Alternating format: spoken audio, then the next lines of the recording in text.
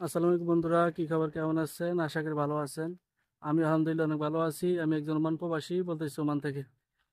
আজকে এক জায়গায় ঘুরতে গেছিলাম, ঘোরার জন্য না, বুড়ির বোনের বাড়িতে গেছিলাম।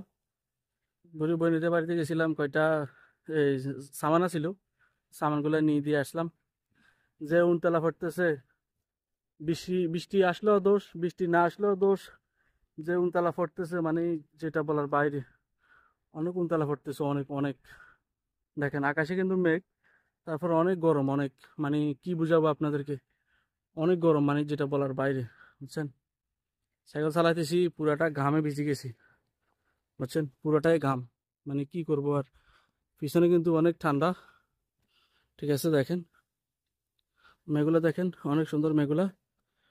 দেখছেন মেঘ, আকাশে কিন্তু মেঘ যে উনতলা পড়তেছে, এটা বলার বাইরে। দেখেন মেঘগুলা কিন্তু গরমে শেষ নেই, শুধু আছে। যে গরম পড়তেছে, যেটা বলার বাইরে, দেখছেন।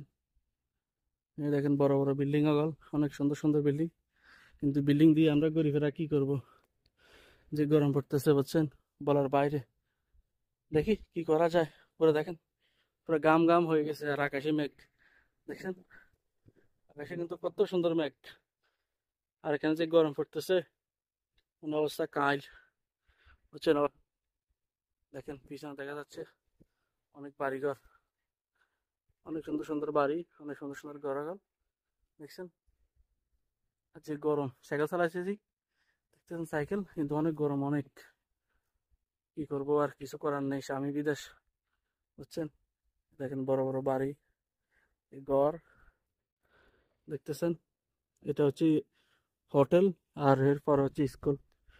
অনেকগুলো কবুতর দেখা যাচ্ছে এখানে, দেখছেন। অনেকগুলো কবুতর, অনেকগুলো কবুতর দেখা যাচ্ছে এখানে। দেখেন কত সুন্দর কবুতর, দেখছেন।